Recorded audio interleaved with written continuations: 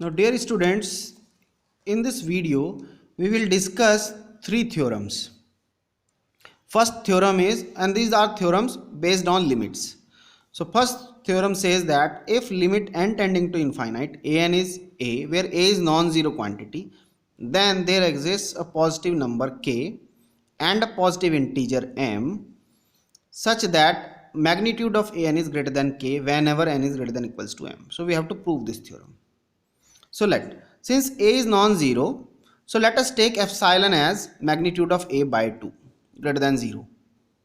Fine. Now since already given to you that limit an is equals to a, that means an is a sequence which converges to a, then by the definition for this choice of epsilon we can find out a positive integer m such that an minus a is less than epsilon for all n is greater than equals to m. This is equation number 1. Now find out magnitude of a. So to find out this a, we will use this concept. We want to utilize this. So that's why add and subtract an. So we are getting this. Now apply the triangle inequality. This can be written as magnitude of a minus an plus magnitude of an. But this quantity from equation number 1 is less than epsilon plus magnitude of an. And since we are using 1, so this is we have to impose for all n greater than equals to m. So from here magnitude of an is magnitude of a minus epsilon for all n greater than equals to n. Magnitude of a, but epsilon we have assumed as magnitude of a by 2. So just simplify this, we get magnitude of an is magnitude of a by 2 for all n greater than equals to m. Fine. And this can be taken as k because k is a positive number. This is also a positive number.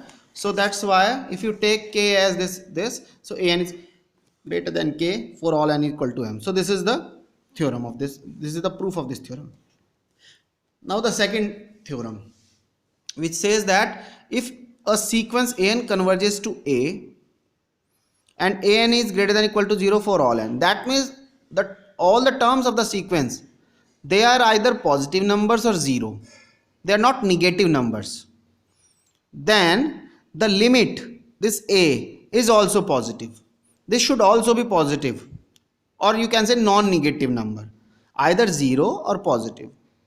A should not be a negative number. We have to prove this.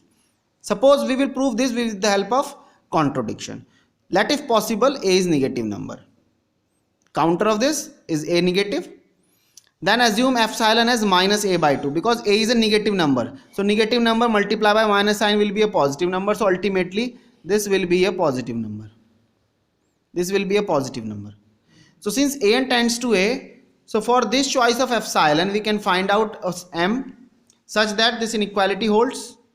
Open this inequality, so a minus epsilon is less than an is less than a plus epsilon for all n equal to a.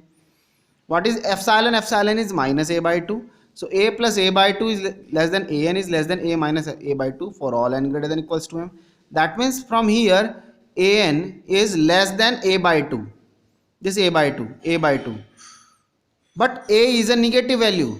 A is a negative value. So a by 2 is a negative value, ultimately negative, which is a contradiction because all the terms are positive. So this is a contradiction as an is greater than equal to 0 for all. Hence our assumption is wrong and a is positive. Non-negative, sorry. A is non-negative number. Fine. Now the third theorem, squeeze principle or sandwich theorem, which says that if we are having three sequences an, bn, cn and they are satisfying these properties. Number 1, limit of an is L, limit of bn is L, both are L. Then for some positive integer p, if an is less than equals to cn is less than equal to bn, that means sequence cn is laying in between sequence an and bn. An is tending to L, bn is tending to L, so you have to prove that cn is also tending to L. You have to also prove that cn is tending to L.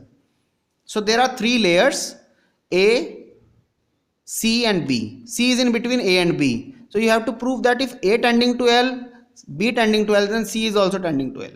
Fine. So now we will prove this. So let epsilon be given. Since AL tends to L, Bn is tending to L, so there exists positive integer m1 and m2 such that an minus L is less than epsilon for all n greater than equals to m1. and magnitude of Bn minus L is less than epsilon for all n greater than equals to M2. Fine. So now open this inequality, so we get this. Open this inequality, so we get this result. Now we are combining An and Bn, so we have to take the maximum. So maximum of M1, M2 and P. Why P? Because this condition is already given to you in your statement. In your statement, some positive integer P for which this condition holds for all n greater than, this is n greater than equals to P. So this condition holds for this choice P. So you have to take and you want to consider this condition also. So An is this is n greater than equal to P. So now you are having three numbers M1, M2 and P. So take the maximum of M1, M2 and P. So this will satisfy all these three conditions. So this is n greater than equal to P. This is also greater than equal to M and this is also greater than equal to M because M is the maximum one. Fine. Now combining all these, so we will take this part. So we are having L minus epsilon is less than An. But according to the given condition, An is less than equal to Cn is less than equal to Bn. So we are having this condition. But and then we will use this condition. Bn is less than epsilon L plus epsilon for all n greater than equals to M. And so finally we are getting Cn. This Cn is less than L minus epsilon to L plus epsilon for all n greater than equals to M. Combine this, we get this result. So this is the theorem. So for today, this is okay. Thank you.